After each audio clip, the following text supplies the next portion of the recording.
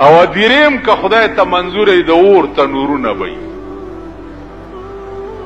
او د لړمانانو انبارونه وي. قسم په خدای چې شمدید واقعا په تختای مړی واچولو او اژدها ورپسې راغله، ټول کور بار منډي.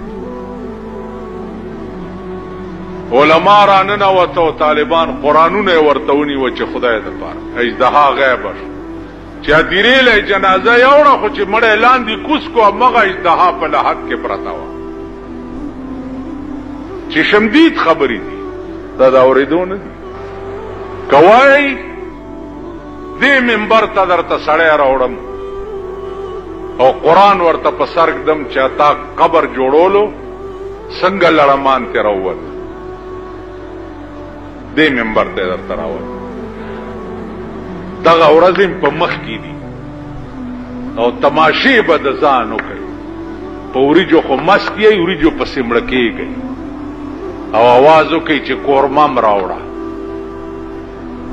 دغه خاوري خویدم چې خوړلې کنه نو قبرونه بم د لړمانو تنوري. دې ته نه ګورئ چې دې خربیشوي په څه کړي دي، دا حلالي دي که حرامي دي، دا پاکي دي که پلیتي دي. او ودا نواله په یا حلوا سلام علیکا یا د پولو نوړی سلام علیک. خان چې پکې راشي خان واده ته وایي هلکه د دیګ وریجې غوښه لږه راوړه د دیګ. داسې دی د مور واده دی چې د دیګ غوښه غواړي. خان له بیا ټول را منډي کې واړه او زاړه. ما تاسو لیدلي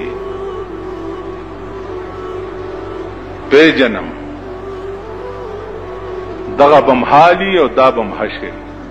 دوه ورځې ژوند دی چې سم خوښ ادا کوئ، که ګډېږئ، که د شپې ګډېږئ، که د ورځې ګډېږئ، که لوټ کوئ، که مار کوئ، که غلې کوئ، څه چې کوئ کوئ انجام بم دغه.